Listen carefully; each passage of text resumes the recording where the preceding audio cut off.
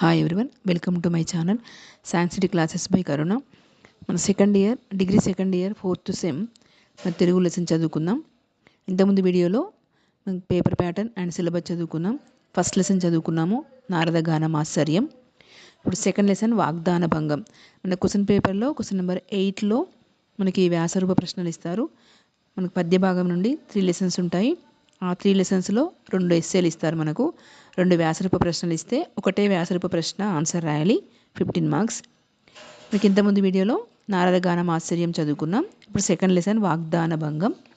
మరి వాగ్దాన భంగం కవి ఆసూరి మరింగంటి వెంకట నరసింహాచార్య.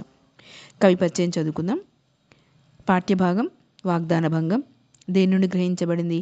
తాళాంక నందిని పరిణయంలోని చతుర్థాశ్వాసము నుండి గ్రహించబడింది. కవి ఆసూరి మరింగంటి వెంకట నరసింహాచార్యులు. ఈయన కాలం క్రీస్తు శకం 1817 నుండి 1880 మధ్యకాలంలో జీవించాడు. కవిగారి యొక్క రచనలు తాళాంక నందిని పరిణయం, ఇందిరాల భాగవతం, ఇది యక్షగానము, ఇవి ఈయన యొక్క రచనలు. కవిగారి తండ్రి భావనాచార్యులు. తన తండ్రి మహాప్రతిభావంతుడని, వేదాంత శాస్త్ర నిష్ణాతుడని ఈ కవి స్వయంగా చెప్పుకున్నాడు. కవిగారి నివాసం. ఈ కవి తన చరమ దశలో అంటే చివరి దశలో నల్లగొండ జిల్లా కనగల్లులో జీవించాడు. ఈయన బ్రతుకు తెరువు కోసం వేర్వేరు ప్రాంతాల్లో నివసించాడని తెలుస్తుంది. మరి కవిగారి యొక్క జీవన విధానం. కవిగారితో పాటు ఈ వంశీయులు తెలంగాణలో ఆచార్యపీఠం పొంది శిష్యులతో సంచారం చేస్తూ ధార్మిక చింతనను మేల్కొల్పారు. ఇది ఈయన కవి యొక్క పరిచయం. ఆసూరి మరింగంటి వెంకట నరసింహాచార్యుల యొక్క పరిచయము. మనకి కవి పరిచయము పార్ట్ ఏ అంటే ఆ భాగంలో 3rd క్వశ్చన్లో ఉంటుంది. పద్యభాగ గద్యభాగ కవి పరిచయంలో ఒకటి ఇస్తారు. మనకి కవి పరిచయం చదువుకోవాలి. నెక్స్ట్ మనకు పాఠ్యభాగ సందర్భం. తాళాంకుడు అంటే బలరాముడు. బలరాముని కూతురు శశిరేఖ. బలరాముడు చెల్లెలు సుభద్ర. ఈమె అర్జునునికి భార్య. అంటే పాండవులలో 2వ వాడైన అర్జునునికి భార్య ఈమె. సుభద్రార్జునుల యొక్క పుత్రుడు అభిమన్యుడు. మరి శశిరేఖ అభిమన్యుడు మేనత్త మేనమామ పిల్లలవుతారు. చిన్నప్పటి నుండి వారిద్దరికీ ప్రేమ చిగురించింది. తల్లిదండ్రులు కూడా వారిని కాబోయే దంపతులు అంటూ ఆట పట్టించేవారు. మరి ఇంతలో పాండవులు కౌరవులు జూదమాడి మరి పాండవులు జూదంలో ఓడిపోయి అడవుల దారి పడతారు. వారు సంపద అంతా కోల్పోతారు. బలరాముడికి పాండవుల కన్నా కౌరవులపైన ప్రేమ అధికమవుతుంది. బలరాముడు తన కుమార్తె శశిరేఖను మరి అభిమన్యుడితో కాక దుర్యోధన కుమారుడైన లక్ష్మణుడితో జరిపించాలని నిర్ణయించుకుంటాడు. సుభద్రకి ఈ విషయం తెలుస్తుంది. మరి అన్న బలరాముడు తనకు విరుద్ధంగా వ్యవహరిస్తున్నాడని విలపించింది. శశిరేఖను లక్ష్మణునికి ఇచ్చి పెళ్లి చేయకుండా ఆపమని సుభద్ర కృష్ణుని కోరింది. సుభద్ర తన కుమారుడికి శశిరేఖనిచ్చి వివాహం జరిపిస్తానని మరి వాగ్దానానికి తానే భంగం కలిగిస్తున్నాడని సుభద్ర వాపోయింది. తన మనసులో బాధపడింది. ఇది పాఠ్యభాగ సందర్భం. మరి పాఠ్యభాగ సారాంశము. సుభద్ర ఏ విధంగా కోపంతో మాట్లాడింది, మరి కృష్ణుడు ఏ విధంగా ఓదార్చాడు, బలరాముడు పలికిన మాటలు ఏంటివి, ఇది మన పాఠ్యభాగ సారాంశం. అప్పుడు సుభద్ర కన్నులు ఎరుపెక్తాయి. ఎరుపెక్కిన కళ్ళతో మనసు వ్యాకులతో పెరిగింది. చెక్కిళ్ళపై నుండి చెమట జారుతుంది. ఓర్పు నశించుతుంది. బలరాముని పైన కోపంతో మరి భయంకరమైన ముఖంతో ఆమె కృష్ణుని వద్దకు వచ్చి ఇలా మాట్లాడుతుంది. మీ అన్న అన్యాయంగా తన కూతురును ఇతరులకు ఇవ్వవచ్చునా? మరి ఈనాటితో మీకు పాండవులకు బాంధవ్యం తెగిపోతుందా?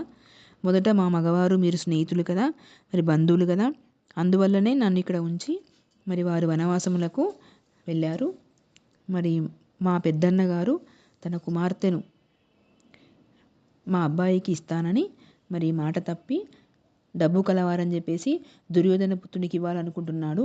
ఇది న్యాయమేనా? మీకు తెలియని ధర్మాలు ఇవి లేవు కదా. తన అన్న తనకు పిల్ల పుట్టగానే మరి బంధువులు స్నేహితులు ఎదుట నా కొడుకుకు ఇస్తానని చెప్పి ఇప్పుడు ఆ మాటను కాదంటున్నాడు. ఇలా విచారిస్తున్న సుభద్రని మరి చూసి కృష్ణుడు ఇలా అన్నాడు. కృష్ణుడు సుభద్రను ఊరడించటము. సుభద్ర, నీకు విచారం ఎందుకు? దైవయోగము ఎలా జరుగుతుందో దాన్ని కాదనటము ఎవరికీ శక్యము కాదు. మరి అన్నగారి ఇష్టాన్ని కాదనటం ఎవరికీ శక్యం కాదు. నీవు వినటం లేదు. ఇప్పుడు నీ ముచ్చట వినిపించింది. నేనేం చేయను? అన్న ఎదురుగుండా ఆయన మాట కాదనరాదు. కూతురి విషయంలో ఆయన స్వతంత్రుడు. మరి అది కాక ఆయన కౌరవులకు మేలు చేసేవాడు. నేను మాట్లాడితే పాండవ పక్షపాతం కలవడని అంటాడు. మరి ఏదేమైనా సరే కొన్ని మంచి మాటలు మాట్లాడి ఆయన మనస్సును నేను తెలుసుకుంటాను. ఈ విధంగా జరగబోయే కార్యము తెలిసిన వాడైనా తెలియని వాడి వలె సుభద్రను ఊరడిస్తూ సుభద్రను తీసుకొని కృష్ణుడు బలరాముని దగ్గరకు వెళ్తాడు. కృష్ణుడు అన్నకు సాష్టాంగ నమస్కారం చేశాడు. బలరాముడు కృష్ణుడితో మరి విషయం ఏమిటి అన్నాడు. కృష్ణుడు సభ్యులు వినేటట్లుగా ఇలా అంటాడు. కృష్ణుడు బలరామునితో పలికిన మాటలు: ప్రభు, మరి ఎన్నడూ లేని ముచ్చట నేను ఆశ్చర్యంగా విన్నాను. ఈ లోకములో తపోగరిష్ఠులు, పండితులు, పుణ్యాత్ములు, దాననిష్ట కలవారు, సత్యవ్రతులు కొంచెం కూడా వ్యర్థమైన మాటలు మాట్లాడరు కదా. మీరు ముందుగా చెల్లెలు సంతోషించేలా మీ కూతురుని ఆమె కొడుకు అభిమన్యుడికి ఇస్తానని అన్నారు. ఇప్పుడు దుర్యోధన పుత్రుడికి ఇచ్చి మరి అలా తుచ్చమైన సంపదలకు ఆశించడం పాపం కదా. నీతి కోవిదులు అబద్ధము మహాపాపం అంటారు కదా. మరి చెల్లెలు నమ్మేటట్లుగా మాట ఇచ్చి మరి ఇప్పుడు రాబోయే చెడ్డను గమనించకుండా ఇప్పుడు కాదని యోగ్యమైన మేనల్లుడు ఉండగా మరి దుర్యోధనుని యొక్క కొడుకు ఇస్తానని అనడము తప్పు కదా. మరి ఇటువంటి పనులు చెవులతో వినకూడనివి నాకు అనిపిస్తుంది. మీకు నీతి అవినీతి ధర్మములు తెలుసు కదా అని చెప్పేసి అప్పుడు కృష్ణుని మాటలకు బలరాముడు తోకతొక్కిన పాములా బుసకొడుతూ ఇలా అంటాడు. కృష్ణ, ఇలాంటి వ్యర్థమైన మాటలు ఎందుకు? మన చెల్లెల్ని మనము వారికి ఇస్తే మరి ఈ విధంగా ఆమె సుఖాలు పొందింది. ఇంక శశిరేఖను కూడా ఇస్తే ఆమె సుఖాలకు లోటు ఏముంటుంది? కౌరవులు కూడా మనకు పాండవుల వల్ల చుట్టాలు కారా? నీవు అర్జునుడి పక్షం వహించి మాట్లాడుతున్నావు. కౌరవులపైన కోపపడం ఎందుకు? మరి నిష్కారణంగా భక్షభోజ్యములు చేతిలో దూరంగా గెంటి చేదుకాయలు తినడం ఎందుకు? మరి పాండవులతో బంధుత్వము ఎందుకు? మహాసామ్రాజ్య వైభవంతో ఉన్న వారిని కాదని అడవుల్లో తిరిగే వారికి నా కన్యనిచ్చి వియ్యం పొందే వెరివాడు ఉంటారు ఎవరన్నా అని బలరాముడు అనగా, కృష్ణుడు లోపల కోపంతో, అన్న, పాండవులపైన దయ లేకుండా నీ కుమార్తెను నీకు అనుకూలకు ఇచ్చి లాభాన్ని పొందు.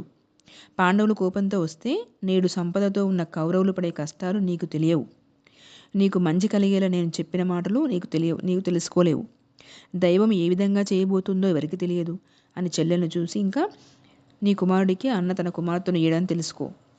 మరి దైవయోగం ఎలా ఉందో అంటూ కృష్ణుని వెంటనే అక్కడి నుంచి లేచి వెళ్ళిపోతాడు. సుభద్ర అన్నను ప్రార్థిస్తుంది. అప్పుడు సుభద్ర బలరాముని ముఖం వైపు చూసి, అన్న, నీకు మేనల్లుడు అవుతాడని అభిమన్యుడికి శశిరేఖను ఇస్తానని నీవు అన్న మాటలకు సంతోషంతో ఇన్నాళ్ళు నేను మాట్లాడలేదు.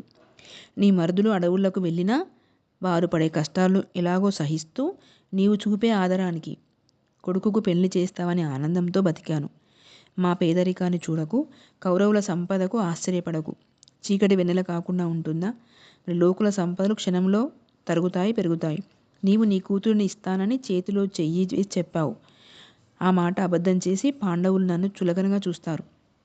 నీ అంతటా నీకే దయ కలగాలి. అంతేకాని నీవు తలచిన దాన్ని మాన్పించడానికి ఈశ్వర దేవతలకు కూడా శక్యం కాదు. మరి నా కొడుకే నా బ్రతుకని నా భర్త, బావ, మరుదులు దూరమైన నీ దగ్గరికి వచ్చాను అని చెప్పి మరి ఇలా ప్రార్థిస్తున్న చెల్లెలను చూసి, భయంకరంగా మారిన బలరాముణ్ణి చూసి మరి సభ్యులు అతను నిర్దయుడు అనుకున్నారు. నేను నవ్వులాట కోసమని అన్న మాట నిజం అనుకొని నన్ను ఇలా నిలదీస్తావా? కూటికి పేదవారైన ఇతరుల పిల్లలను ఆశించిన వారికి ఇలాగే అవుతుంది. నీకున్న సంపదలు తినడానికి కోడలెందుకు? ఇల్లు వదిలి అడవులలో తిరిగే మీకు పిల్లలివ్వటం కంటే నూతిలోకి ఆ పిల్లను చచ్చిపోయేలా తోయడం మంచిది. నీకు ఉన్న చికాకులు పడి తిండి బట్ట లేక తిరుగుతూ ఉంటే మరి కోడలు లేకపోతే నీకు లోటు వచ్చి బాధపడుతున్నావా? పాండవులు ఎంత శక్తివంతులైనా దుర్యోధనునితో తులతూగగల రాజు లేడని వారితో వియ్యం అందుకోవాలని నేను అనుకున్నాను. నీవెందుకు విచారిస్తున్నావు? పాండవులు నిన్ను బలవంతంగా తీసుకుని వెళ్ళిన నాటి చుట్టరికం చాలు అని చెప్పేసి బలరాముడు మాట్లాడాడు. అన్న మాటలకు సుభద్ర అంతులేని దుఃఖంలో మునిగిపోయింది. ఆమె అన్నతో ఇలా అంటుంది. అన్న, తల్లిదండ్రులు, పండితులు, సోదరుల వద్ద పూర్వము నీవు నాకు మాట ఇచ్చిన మాటలు నవ్వులాట కోసం మాట్లాడనని నీవు కోపంతో మాట్లాడితే ఇంకా నిత్యము నేను ఎంత వేడితే ఏం లాభం లేదు. మరి కౌరవుల సంపద పైన ప్రేమతో కుంతిపుత్రులు అంటే పాండుపుత్రులను పేదవారు అన్న మాటలు ఫలము తర్వాత నీకు కనబడుతుంది. నీకు ఇష్టమైన బంధువుల సంపదను నీవు పొగిడావు, మంచిది. ఇతరుల యొక్క దారిద్ర్యానికి అసహ్యపడడం దేనికి? మరి ఎక్కువ తక్కువ చూస్తున్నావు? నీ పిల్ల బొడ్డున మాణిక్యంతో పుట్టిందా? తోబుట్టునని కాకుండా పరుషంగా మాట్లాడావు. నీవు అన్నగారివేనా? నీ అన్నం తినడం కంటే అడవుల్లో పండుటాకులు తిని బతకవచ్చును. నీ ప్రేమను చూద్దామని ఇలా అన్నాను. కానీ మాకు తగిన రాజకన్యలు ఎందరో ఉన్నారు. మరి ఇన్ని రోజులు మిమ్మల్ని పిల్లనిమ్మని అడిగాను అన్నలారా, మీరు సుఖంగా వర్ధిల్లండి. బ్రహ్మ పూర్వము తల మీద రాసిన రీతిగానే లోకులకు శుభాశుభములు కలుగుతాయి. శాశ్వతంగా సంపద తెచ్చుకోవాలనే ఆలోచన గల నిన్ను పెక్కు మాటలు మాట్లాడటము మంచిది కాదు. ఇక ముందు నీకు తోచిన విధంగా విజయము పొంది సుఖంగా ఉండు అన్న అని చెప్పేసి సుభద్ర అన్నని బలరాముని నిందించి తన భవనానికి వెళ్ళిపోయింది. ఈ విధంగా ఇది వాగ్దాన భంగం. బలరాముడు అన్నమాట తప్పడం వల్ల సుభద్ర తన కోపంతో మరి అన్నతో పలికిన మాటలు, మరి బలరాముడు కూడా తన యొక్క మనసులోని మాటను చెప్పడము, ఇది వాగ్దాన భంగం. అంటే ఇచ్చిన మాట తప్పడము, తన మాటకు ఆటంకము తీసుకురావడం అన్నట్టు. ఇది వాగ్దాన భంగము పాఠము. మరి ఈ పాఠం 15 మార్క్స్, 15 మార్క్స్ మన క్వశ్చన్ నెంబర్ 8లో ఉంటుంది. 15 మార్క్స్ ఇది. మరి ఈ పాఠాన్ని చదివి వ్యాసరూప ప్రశ్న రాయండి. వీడియో మీకు నచ్చినట్లయితే లైక్ చేయండి, షేర్ చేయండి, సబ్స్క్రైబ్ చేయండి.